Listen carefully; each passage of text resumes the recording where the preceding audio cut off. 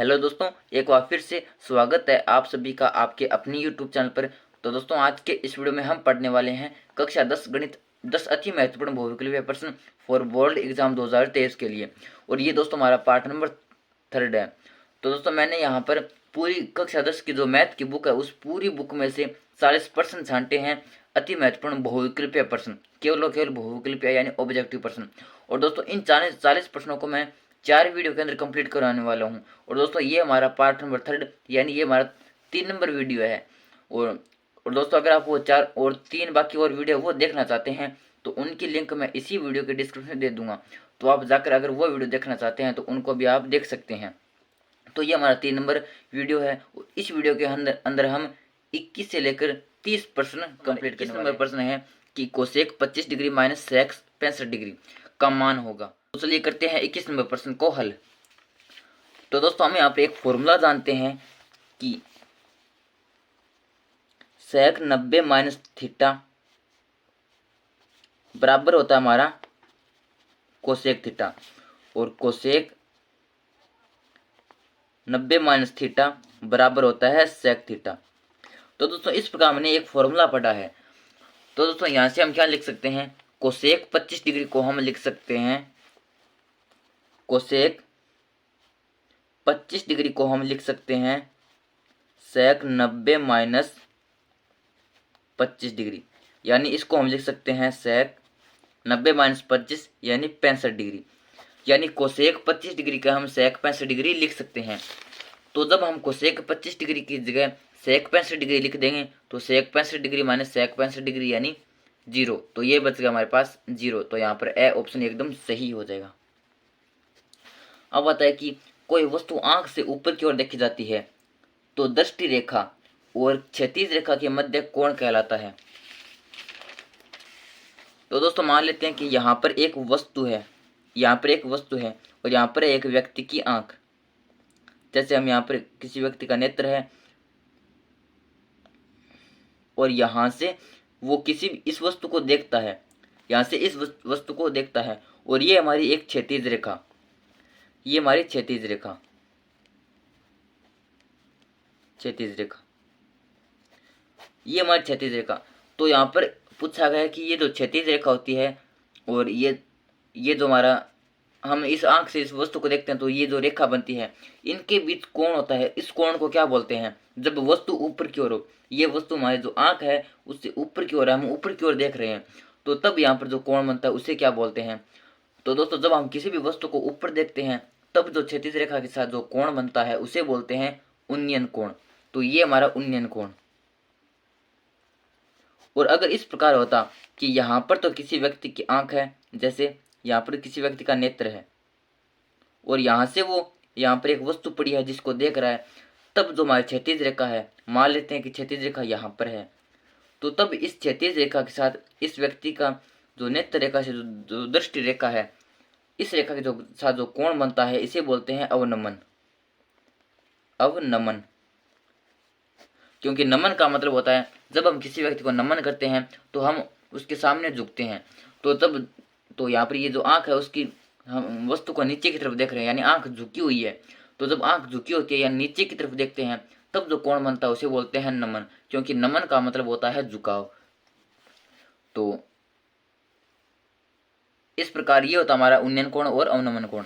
तो यहाँ पर किसी वस्तु को जब कोई वस्तु आंख से ऊपर की ओर देखी जाती है तो दृष्टि रेखा और क्षैतिज रेखा के मध्य कोण कहलाता है। तो ये होगा हमारा उन्नयन कोण, यानी ए ऑप्शन एकदम सही हो जाएगा। अगर यहाँ पर पूछ लेता कि अगर कोई वस्तु आंख से नीचे की ओर देखी जाती है तब दृष्टि रेखा और क्षैतिज रेखा के मध्य कोण बताओ, तो वो होता हमारा अवनमन कोण। अब आता है हमारा 23 नंबर प्रश्न कि निम्न में से कौन सी रेखा ऊर्ध्वाधर है। तो दोस्तों, जो रेखा ऊपर की ओर इस प्रकार होती है, इस प्रकार खड़ी रेखा होती है उसे बोलते हैं ऊर्ध्वाधर। जो इस प्रकार आड़ी रेखा होती है इस प्रकार उसे बोलते हैं क्षैतिज रेखा। तो यहाँ पर ऊर्ध्वाधर रेखा हो जाएगी हमारी स।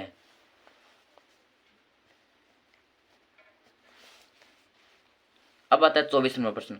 और दोस्तों, अगर आपको ये वीडियो पसंद आ रहा है तो वीडियो को एक लाइक जो कर देना और चैनल को सब्सक्राइब कर देना, अभी तक आपने चैनल को सब्सक्राइब नहीं किया है तो 24 नंबर प्रश्न है कि एक ऊर्ध्वाधर यानी एक खड़ा इस प्रकार ऊर्ध्वाधर खंबे की परछाई खंबे की लंबाई के बराबर है तो सूर्य का उन्नयन कोण बताओ। हमारे पास प्रश्न है कि सूर्य के जो छाया की लंबाई है वो उसकी जो खंभे की वास्तविक लंबाई है उसके बराबर है। तो मान लेते हैं कि ये हमारे पास एक खंभा है इस प्रकार, और ये है इसकी छाया, ये खंभा है, ये इसकी छाया, और यहाँ पर दिया गया है कि जो छाया की लंबाई है वो खंभे की वास्तविक लंबाई के बराबर है। तो मान लेते हैं कि छाया की लंबाई है x, तो यहाँ पर खंभे की लंबाई भी हो जाएगी x। तो ये हमारा खंभा, ये उसकी छाया की लंबाई।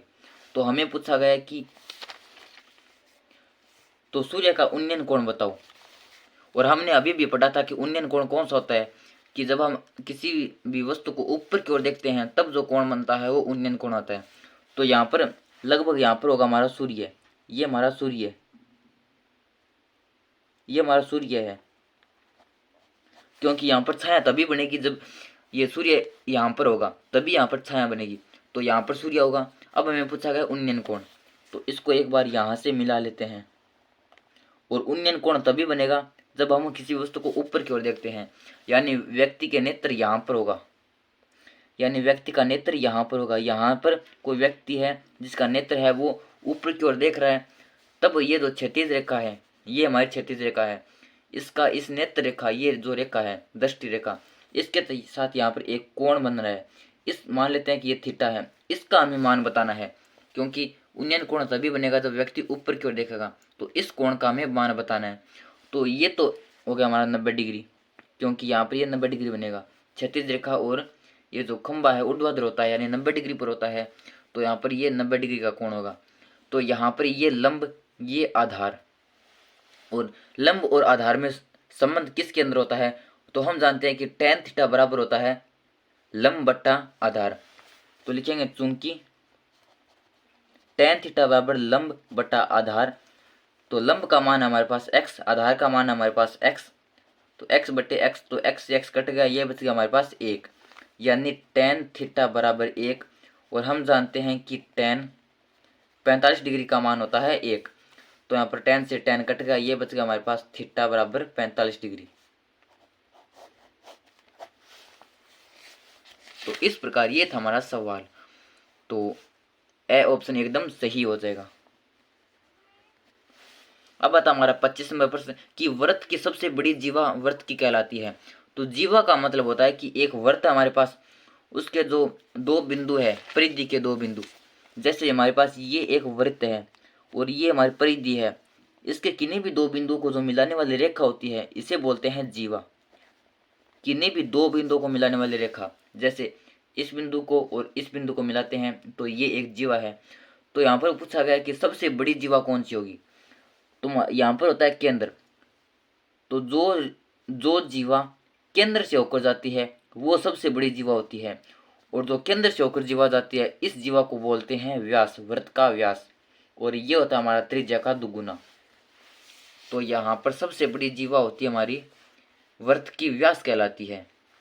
तो ए ऑप्शन एकदम सही हो जाएगा। अब आता है 26 नंबर प्रश्न कि एक वृत्त पर कितने समानांतर स्पर्श रेखाएं खींच सकते हैं, 2, 1, 3 या फिर 0। तो दोस्तों हम एक वृत्त पर दो समानांतर स्पर्श रेखाएं खींच सकते हैं। स्पर्श रेखाएं तो हम अनंत खींच सकते हैं, लेकिन समानांतर सिर्फ दो ही खींच सकते हैं। कैसे, कि ये हमारे पास एक वृत्त है, मान लेते हैं कि ये हमारे पास एक वृत्त है, ये मान लेते हैं एक वृत्त है। अब यहाँ पर हमें स्पर्श रेखा खींचनी है। तो स्पर्श रेखा होती है कि वृत्त के बाहर कोई भी एक बिंदु है उसको स्पर्श करके जानी चाहिए। तो यहाँ पर ये बिंदु है, तो इसको स्पर्श करके जाएंगे तो ये होगी हमारी एक स्पर्श रेखा, इसे बोलते हैं स्पर्श रेखा। तो इस प्रकार हम यहाँ पर स्पर्श रेखा अनंत खींच सकते हैं, यहाँ पर भी खींच सकते हैं, इस प्रकार खींच सकते हैं, इस प्रकार खींच सकते हैं, इस प्रकार हम अनंत स्पर्श रेखाएं खींच सकते हैं। लेकिन समानांतर कितनी खींच सकते हैं, तो इस रेखा के समांतर सिर्फ यहाँ पर होगी। अब ये दोनों समांतर है, तो इस प्रकार हम समानांतर स्पर्श रेखाएं सिर्फ और सिर्फ दो खींच सकते हैं, या यहाँ पर इस प्रकार हम दो समानांतर रेखाएं खींच सकते हैं। तो यहाँ पर ए ऑप्शन एकदम सही हो जाएगा। ये था हमारा प्रश्न नंबर 26। अगर दोस्तों वीडियो पसंद आ रहा है तो वीडियो को एक लाइक जरूर कर देना, चैनल को सब्सक्राइब कर देना। तो अब आता हमारा नेक्स्ट प्रश्न प्रश्न नंबर 27। तो 27 नंबर प्रश्न है कि एक वृत्त के बाह्य बिंदु से अधिकतम कितनी स्पर्शरेखाएं खींची जा सकती है। तो हमारे पास ये है एक वृत्त, यहाँ पर है ये बाह्य बिंदु, और इस बिंदु से इस पर हमें स्पर्शरेखाएं खींचनी है। तो हम कितनी खींच सकते हैं? तो दोस्तों इससे हम सिर्फ 2 स्पर्शरेखाएं खींच सकते हैं। कैसे? कि एक तो यहाँ से मान लेते हैं कि यहाँ पर स्पर्श करके जाती है और यहाँ पर मिलती है, एक यहाँ से स्पर्श करके जाती है, यहाँ पर मिलती है। तो हम इन दोनों के अलावा और स्पर्शरेखा नहीं खींच सकते इस बिंदु पर, क्योंकि अगर हम इस प्रकार खींचेंगे तो ये तो स्पर्शरेखा नहीं होगी, क्योंकि स्पर्शरेखा का मतलब होता है कि वृत्त की परिधि पर सिर्फ एक बिंदु पर स्पर्श करके जानी चाहिए। तो यहाँ पर हम यहाँ पर 2 स्पर्शरेखाएं खींच सकते हैं, सिर्फ और सिर्फ 2। तो हमारा ब ऑप्शन एकदम सही हो जाएगा 27 नंबर प्रश्न के अंदर ब ऑप्शन। अब आता है 28 नंबर प्रश्न कि दिए गए चित्र में कितनी स्पर्शरेखाएं हैं। तो इस चित्र के अंदर में बताना है कि कितनी स्पर्शरेखाएं हैं। तो यहाँ पर हम देखते हैं कि एक तो यहाँ पर स्पर्श करती है, एक यहाँ पर 2, एक यहाँ पर 3, और ये जो एक रेखा है ये यहाँ पर करती है और यहाँ पर करती है। तो ये होगा हमारे 4 नंबर और ये होगा हमारी 5 नंबर। तो इस चित्र के अंदर टोटल 5 स्पर्शरेखाएं हैं। तो ये होगा हमारा ब ऑप्शन। तो यहाँ पर ब ऑप्शन एकदम सही हो जाएगा। तो अब आता हमारा 29 नंबर प्रश्न कि एक वृत्त में अधिक से अधिक कितने जीवाएं खींची जा सकती है। जीवा का मतलब होता है कि वृत्त के अंदर 2 बिंदुओं को स्पर्श करने वाली रेखा, जैसे यहाँ से यहाँ पर खींचते हैं तो ये एक जीवा हो गई। तो इस प्रकार हम कितनी जीवाएं खींच सकते हैं? तो इस प्रकार हम इसके अंदर अनंत जीवाएं खींच सकते हैं, यानी ए ऑप्शन एकदम सही हो जाएगा। अब आता है कि वृत्त की परिधि का सूत्र होता है। तो वृत्त की परिधि का सूत्र होता है 2πr और क्षेत्रफल का सूत्र होता है πr²। तो दोस्तों इस प्रकार ये थे हमारे 21 से लेकर 30 तक अति महत्वपूर्ण बहुविकल्पीय प्रश्न। और दोस्तों अगले वीडियो में हम पढ़ेंगे 31 से लेकर 40 तक प्रश्न।